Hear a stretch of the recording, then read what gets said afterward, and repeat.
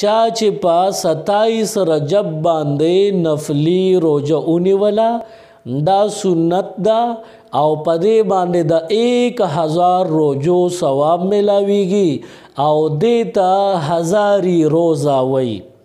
السلام علیکم ورحمت الله وبرکاتہ. د رجب په میاشت کې نن 9 تاریخ دی. د یو روایت مطابق پیغمبر علیه الصلاۃ والسلام د رجب په میاشت کې په 29 شپه باندې پورته اسمانونو ته او بیا د اسمانونو نه جنتونو ته او بیا د الله سره دیدار شوی دی. یو څو ورځې بعد ان شاء الله 27 رجب دا براشي. په 29 رجب باندې عوامو کې مشهور ده چې چا یوه روزه ونیوله الله رب العالمین با د 1000 روزو قبول شوی ثواب ورکی. د 29 رجب په شپه باندې ډیر ذوق شوق سره خلق عبادتونه کوي، نوافل وغیرہ، او شب بیداری کوي. دغه شپه ویښه تیری، دغه شپه رونی. نو د عوامو د طرف نه دا یو نیک او مبارک کار ګڼلی شي. حالانکه احادیثو کې د رجب د میاشتې د 27 تاریخ روزه یا د دې د شپه بیدارول او په دې کې نوافل وغیره کول دا نه دی وارد شوی، دا نشته.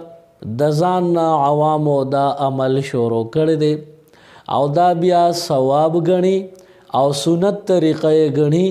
د دې په وجه باندې په 27 رجب باندې روزه نیول دا بدعت او ګناه ده.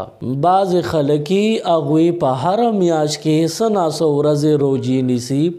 نو هغه خلک چې په هر میاشت کې نفلي روزې نیسي هغوی که د رجب په میاشت کې روزې ونیوي نو د دې څه ګناه نشته، څه ممانعت نشته. که په 27 رجب باندې څوک روزه نیسي نو په دې کې څه ګناه نشته.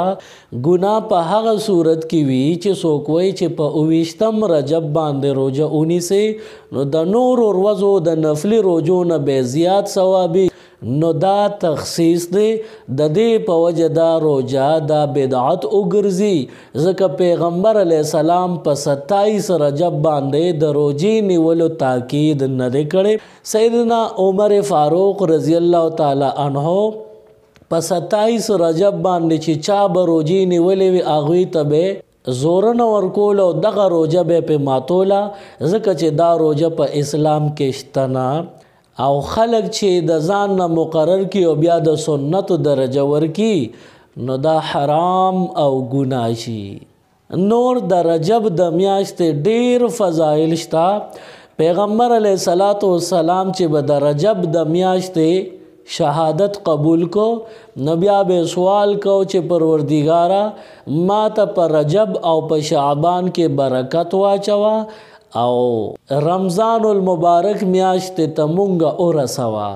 د رجب د میاشتې فضایل شته، خو د 29 رجب په باره کې د عوامو دا خیال دی چا چې په 27 رجب باندې نفلی روزه ونیوله دا سنت ده او په دې باندې د 1000 روزو ثواب ملاویږي او دې ته هزاري روزه وایي.